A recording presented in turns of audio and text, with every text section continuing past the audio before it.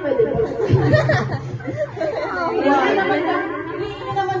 Apa, tapos na po. Yan ang ating Yan, si Tita na. Oo, yan na. Uy, ba't parang namumula yung mata ni Obi? Ngayon ulit.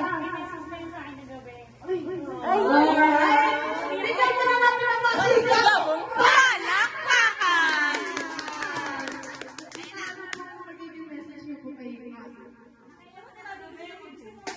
Ah! Isa ng pagluha ni Abi. Yes.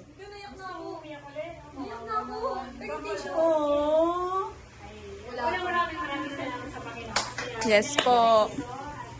kay God kasi kahit malayo kayo sa San Pablo, iba't iba San Pablo ang inyong pinanggalingan. Salamat kasi mahal niyo siya. Pinuntahan niyo yung aking pamangkin. Yes po. Yes po. Kasi lagi niya kayong kinikwento sa akin. Oh. Minsan kayo mahal niya kayo kasi lagi niya sinishare sa akin yung mga buhay-buhay niya. Hindi buhay yung friends. Lalo si Prasi. Si Prasi ang Hello po. meeting you. Okay. Masaya ako kasi napaka... Si Badong. Rosales po. Friends lang ang tawag sa akin eh. Rosales po.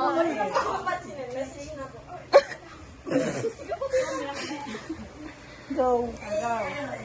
Maraming salamat sa Lord sa buhay niya dahil kay Parang props lang yung mic. Yung ko siya, pero tumutulong ko siya.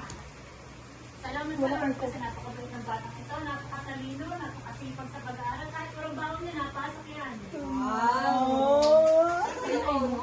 Yan ang masigabong palakpakan naman yan. Napakasipag niya sa pag-aaral. Saka sa...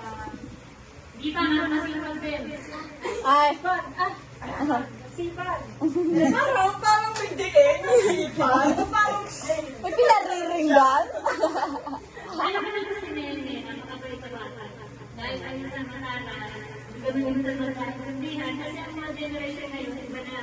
Opo. Kasi kami mga 1990, mahirap ang aming, mas mabilis yung aming usapan.